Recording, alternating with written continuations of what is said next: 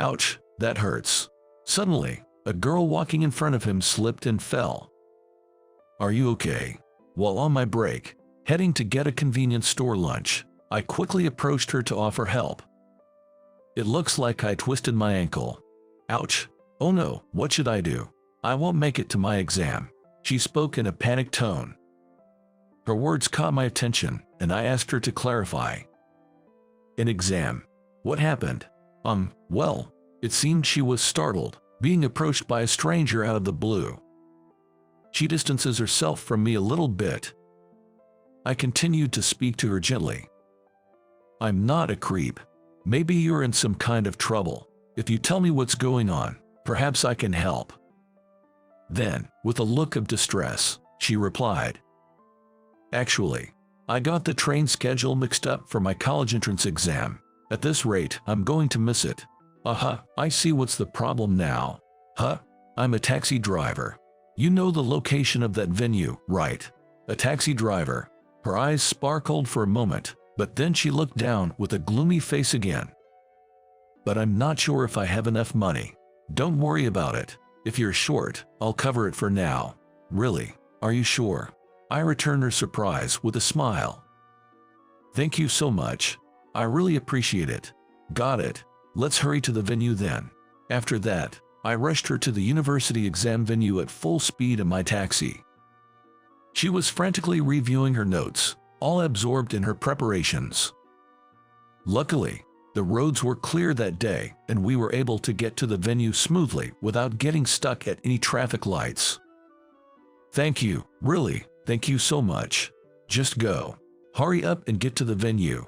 Yes, thank you. She kept bowing to me as she made her way to the venue. I watched her until she was out of sight.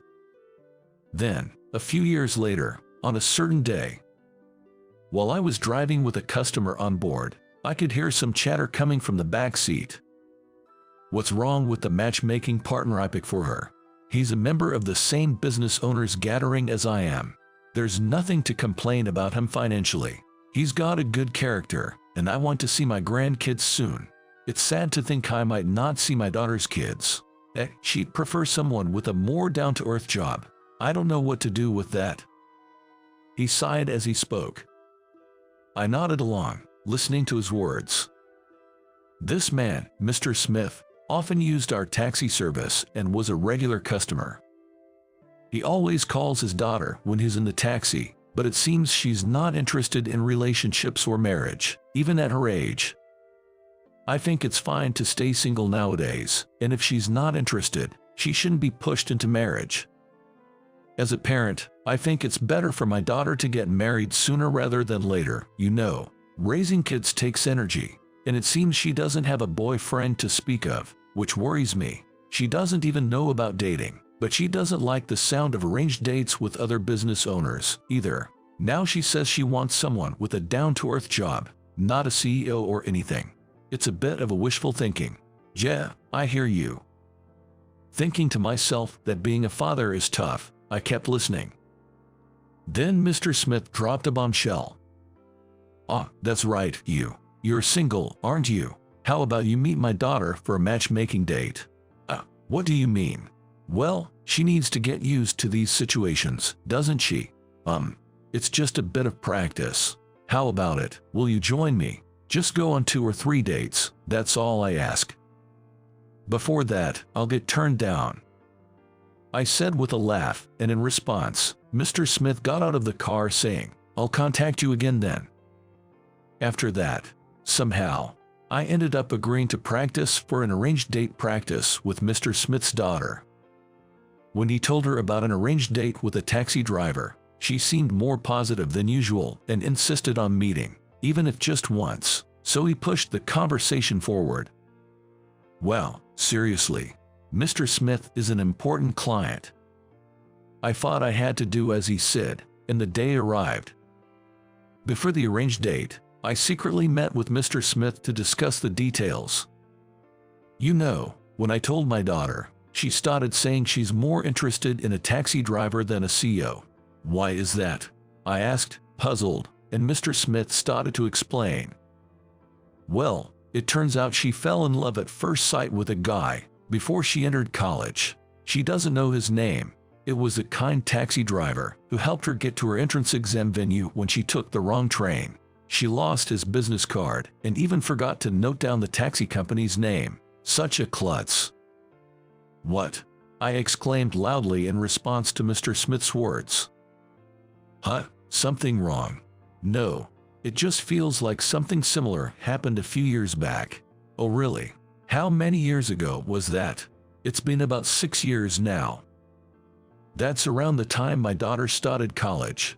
Could it be? You're the one. The one. You're my daughter's destiny. What? I couldn't help but express my surprise at Mr. Smith's remark. Wait a minute. People often say it's a small world, but could such a story be true? That a girl I once drove in my taxi years ago would turn out to be the daughter of a client. That doesn't normally happen. It's fate. This is fate.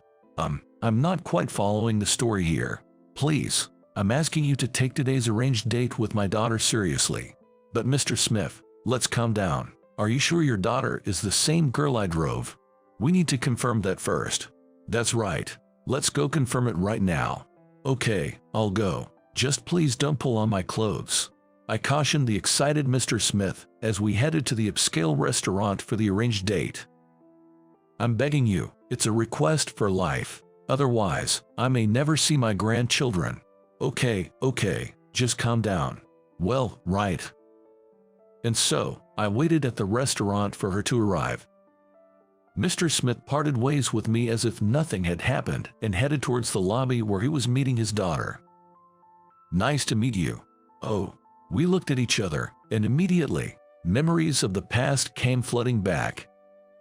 No way, you're the taxi driver from back then. You're the girl from that time. Sure enough, Mr. Smith's hunch was right. His daughter was indeed the girl I had given a cab ride years ago. Who would have thought we'd meet again after so many years? It's quite a surprise. We continued our excited conversation in a private dining room of a high-end restaurant. Oh, by the way, did you do okay on your entrance exam that day? Yes, I passed successfully and graduated the year before last. I really had a wonderful 4 years. That's great to hear. Who I am today is all thanks to you, the driver. If you hadn't driven me that day, I wouldn't have been able to attend that university. I don't know how to thank you. I wanted to contact you right after that day and looked for your business card, but I must have dropped it somewhere and couldn't find it.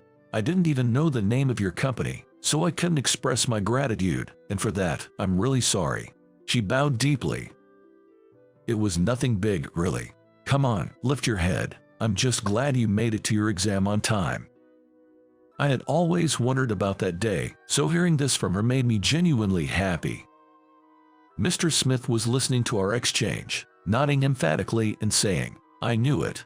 While glancing at her father, she whispered to me, did you by any chance get hit with the please take care of my daughter spiel?